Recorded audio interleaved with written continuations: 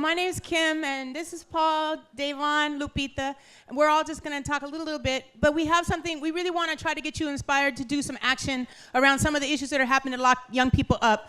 And all love, too, to all the YJC members in the audience, Stacy, Josie, a lot of folks right there.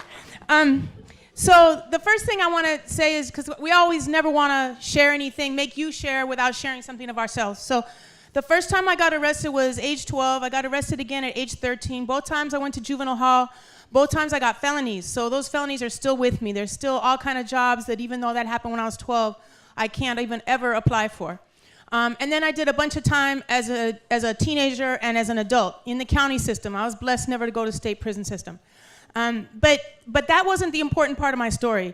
As horrible as lockup was, strip searches, being in solitary confinement, where you're there for hours and hours and hours a day with nothing to do, not even a book to read, not even a pen to write with, where the time and the boredom just used to drive me crazy, or being stripped naked in front of other young people and asked to like open up your butt, or being showered in front of men that would walk through, probation staff, all of that was horrible.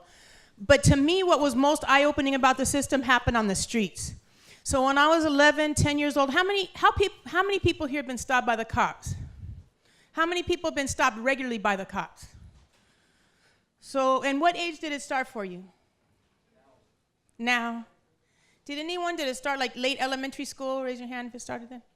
So for us, maybe it was because I was coming up too in policing is even more harsh now, truth be told, but at that time there was a lot more street stops. And so we used to get stopped starting at like 10 and 11. And I was with all black and brown youth, usually majority black youth. What do you think happened to me? Say it a little louder. Nothing happened to me, right? So they would take me over to the side. They would be dumping out everybody else's backpacks. They would sometimes have people on their knees with their hands behind their heads, sometimes up against the wall. These are 10 and 11-year-olds. Then when it started, it happened all throughout middle school and high school too. Or they would have people sit on the curb. Sometimes people would be sitting on the curb for more than an hour and literally like dumping out backpacks, going through everybody's stuff. And meanwhile, they would be asking me, why are you in this neighborhood? Why are you hanging out with these people? Twice, once by LAPD, once by Inglewood PD, I was asked if I'd been kidnapped. Didn't I feel like I was in danger? I was offered rides home. And meanwhile, I was the one that had gotten already arrested and already had felonies. The assumption for me was that I was like, obviously, either misguided or in a dangerous area being white, right? And then I started to see that every time I got locked up, majority of the people of color. Every time in court, majority of people of color. And it's gotten worse in LA since when I was young. So LA still has the largest sheriff's department in the nation, the largest, not even in the nation. Let me backtrack on that. LA still has the largest sheriff's department in the world, the largest jail system in the world, the largest juvenile hall system in the world, more youth prisons than any other local jurisdiction in the world. And we feed into the world's largest state prison system. We're only 27% of the state population, but 40% of the people that go to prison. And that's despite the fact that crime is at the all-time lowest levels since the 1950s. So when people tell you, like, you're nothing like we were when we were teenagers, you're not respectful, you're more violent, you're more crazy, all you have to say is, really? Because our crime rate's half of what yours was. And I want you to start saying that, because when they said, tell the youth the truth, that's one of the big truths that doesn't get told. So I want to just give you a few more things to arm yourselves with so you can go out and take action on these issues, hopefully.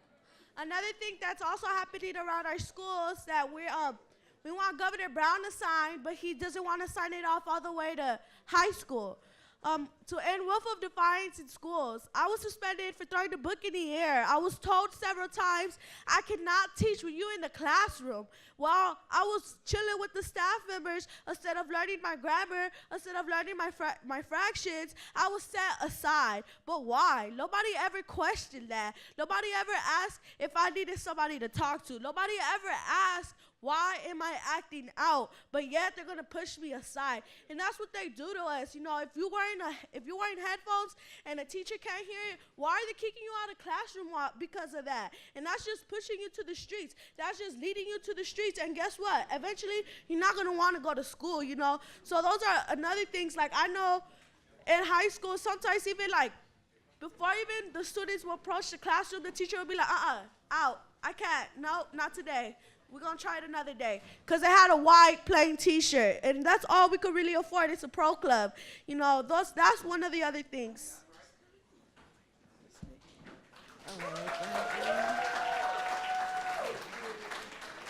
Hello, my name is Davon. I'm just going to tell you a little my experience with the system. I started off kind of with no choice. I grew up in the foster care system.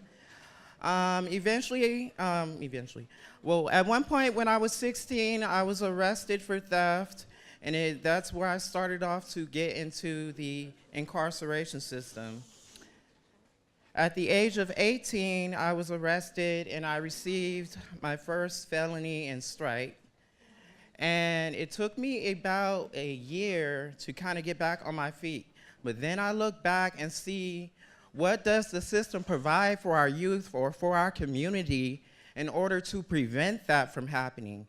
And that is why the YJC has our LA for Youth campaign, so we can have more community centers in our schools and systems. And what are the things that we need? We need bus passes to get to school. We need those resources to keep us outside from going into lockup. The county board of supervisors has recently approved a $3.5 million jail plan that we've been fighting for a while, and we're going to continue the fight. And we'd love y'all to join. Thank you.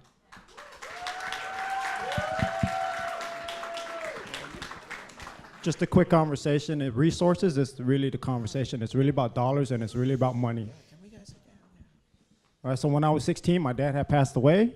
I ran into the streets because I had nowhere to go. My mom was gone. I didn't have anywhere to go, didn't have nothing to do. I went to the school. I said, hey, I'm struggling. They handed me a dropout paper. That's the solution that they have for us. And I wound up in the criminal justice system at the age of 17 and went to prison, right? But because a lot of the work that activism does out here, I was able to benefit under SB 260, and I got a chance to come home early, right? And I made it out. And so when I look at you guys, I see me. You guys can make the same choices that I made and end up in the same positions that I ended up in. But for me, because I wasn't born in this country, I get picked up by ICE, even though I have been here since I was a little baby, right? And so there's a lot of consequences that can come. And so that's why I am so passionate about bringing resources to the community, right? Because I know what it means to have resources. I know what it means for you to be able to have a job during the summer. I know what it means to have somebody from the hood come talk to you rather than have to rely on somebody with a badge. I didn't want to talk to nobody with a badge. I still don't like to talk to people with badges, to be honest. But that's what it really is, right? And so, just like we were saying, once you guys get involved, we got surveys get filled out, got postcards, we got all kinds of stuff that we do at YJC. And really, it doesn't take a lot, but it takes your heart, right? And when we mean your heart, because it's for your life, right? And it's not only for your life, it's for the life of your friend next to you.